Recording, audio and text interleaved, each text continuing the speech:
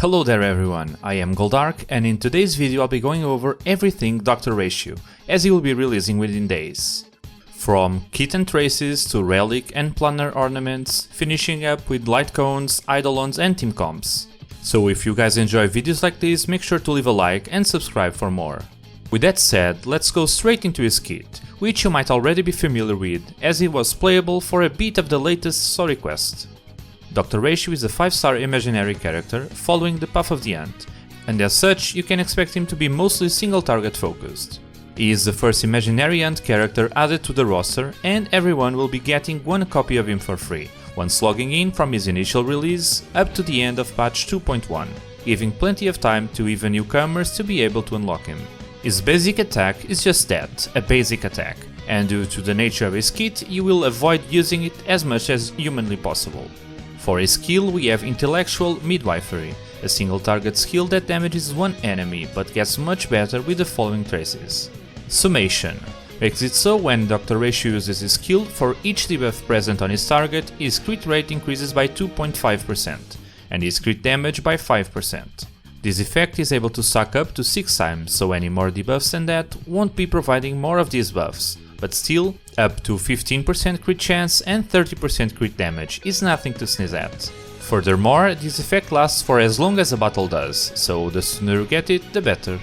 Inference is the other skill amplifying trace, and this one makes his skill apply an effect res reduction of 10% for 2 turns. This is a debuff, so it helps Dr. Ratio do his thing even better. For his ultimate we have Syllogistic Paradox, and once more it's a single target damage nuke, as expected from a hunt character. This one also applies Wise Man's Folly. When Dr. Ratio's allies attack a target afflicted with Wise Man's Folly, Dr. Ratio does a follow-up attack on that target. This follow-up attack can trigger up to 2 times and only affects the latest enemy hit by Dr. Ratio's ultimate. When Dr. Ratio uses his ultimate, he refreshes his stacks. If we take a look at his talent, Cogito Ergo Sum, we can see what his core mechanic is. Whenever Dr. Ratio uses his skill, he has at least 40% chance to do a follow-up attack against that target. This chance is further increased by 20% for each debuff present on the enemy, and in case the enemy dies due to the initial damage of Dr. Ratio's skill, then the follow-up attack will pick a random enemy target. As I have just said, this is the core mechanic behind Dr. Ratio, and his follow-up attacks have insane damage multipliers, surpassing even his ultimate when fully invested on. So much of his gameplay will be focused around having enough debuffs present so he doesn't miss any of his follow-up attacks. Beyond that, there's the last major trace, which is Deduction, and this one says the following: when dealing damage to a target that has 3 or more debuffs, for each debuff present, the damage dealt by Dr. Ratio is increased by 10%, up to a maximum of 50%. This is pretty awesome, providing a very meaningful damage increase when paired with teammates capable of helping increase the debuff count on the enemies.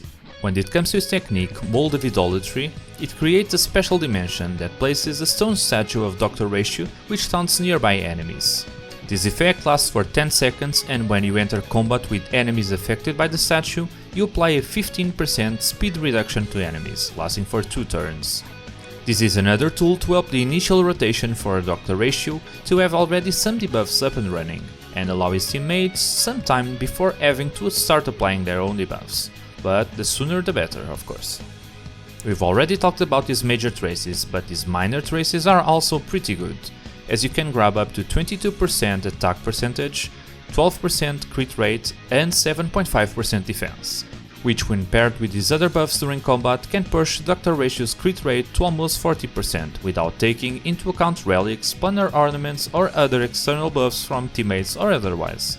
His trace priority should be his talent, followed up by his ultimate and skill. You are free to ignore his basic attack, as it is never the correct option unless you are really struggling with skill points. Now let's take a look at his relics and ornaments. Taking into account what we've just learned, we can see that Dr. Ratio really wants to buff his follow-up attacks, as they represent the core of his damage output. As such, the Ashblazing Grand Duke set comes to mind. However, the 4-piece bonus doesn't seem to fit Dr. Ratio's kit that well, as each of his follow-up attacks only hits once, so we would be underutilizing the 4-piece bonus. Wastelander of Banditry Desert is a very good option for him, both in the 2-piece and 4-piece department. Even if enemies aren't imprisoned, it still provides 10% crit rate. Alternatively, or if you have better substats overall, playing a mix of two sets is the ideal situation, as there are several good options when it comes specifically to 2-piece set bonus. The Ash-Blazing Grand Duke, Wastelander of Banditry, Musketeer, Prisoner in Deep Confinement are all awesome in that regard. And you can even take a look and see if you have some insanely rolled Messenger traversing Acrespace pieces, as the speed bonus is still pretty alright for Dr. Ratio, especially if you are using one of the newest ornaments we've got recently. Speaking of planar ornaments, let's take a look at those. Inert Sol Soto seems to pair really well with Dr. Ratio, as he already has pretty high crit rate by himself, so reaching the 50% threshold should not be that hard. And this buffs his ultimate and follow-up attack damage, his two greatest sources of damage. Firmament Frontline Glamour is another great option, even if you can't reach the 160 speed required to activate the improved effect.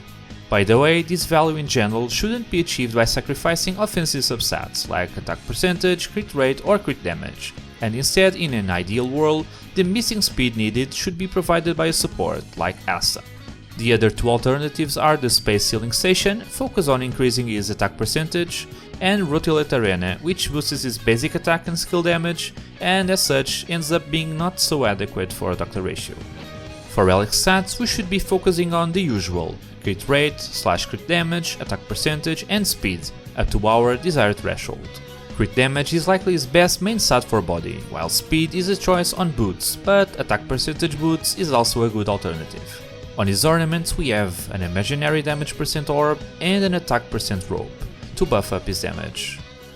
With these relics out of the way, let's turn our attention to light cones. His signature light cone is sure to be his best choice, fitting his kit to perfection, so if you have deep pockets, that is your top choice.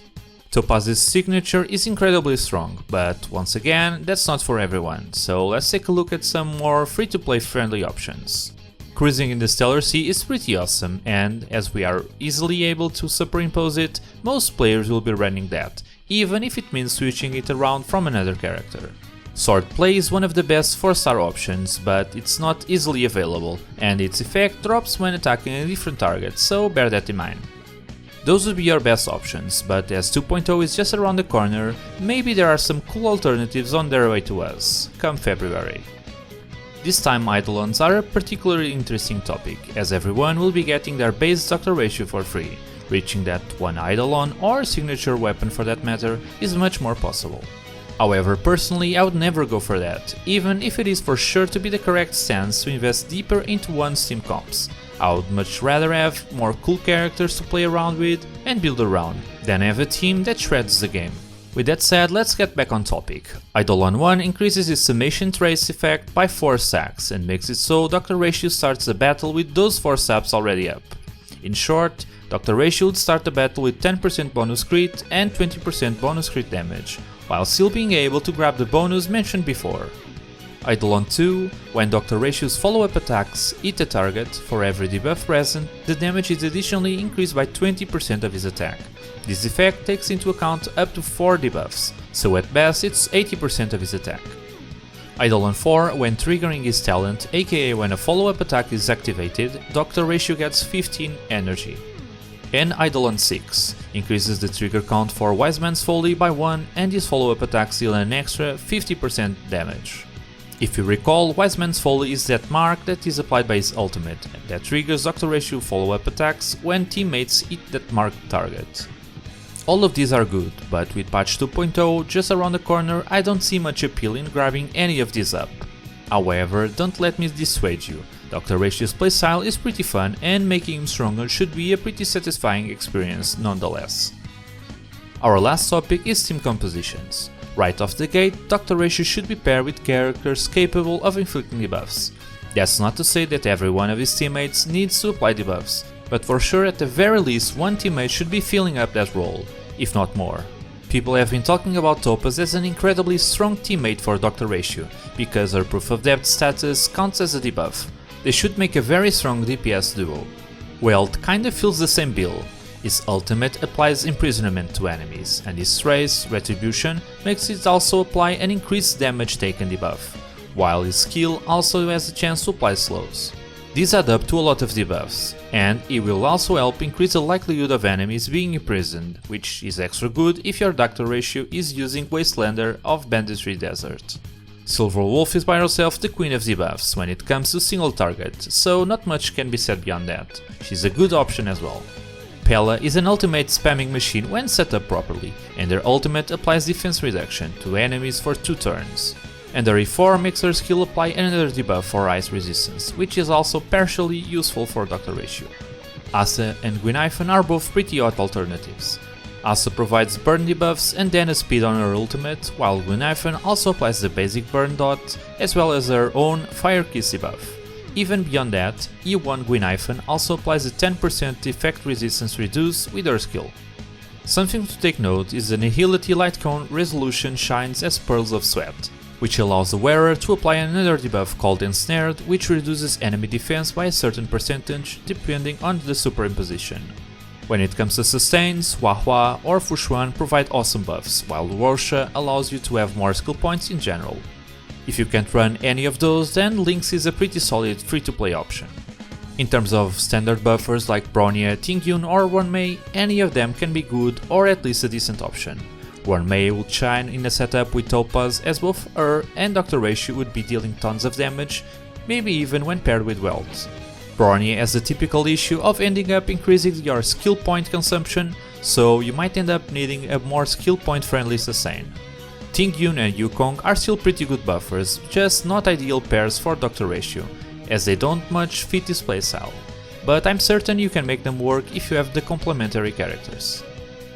All in all, Doctor Ratio is an awesome addition to the game, bringing more tools to the follow-up attack playstyle, and he even has some very impressive damage numbers, especially in that part of the kit.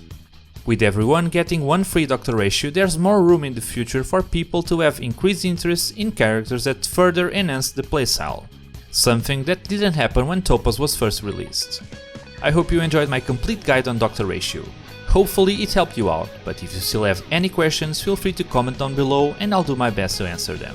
Remember to like and subscribe, and good luck with your pulls. Thanks for watching, and I'll see you in another video.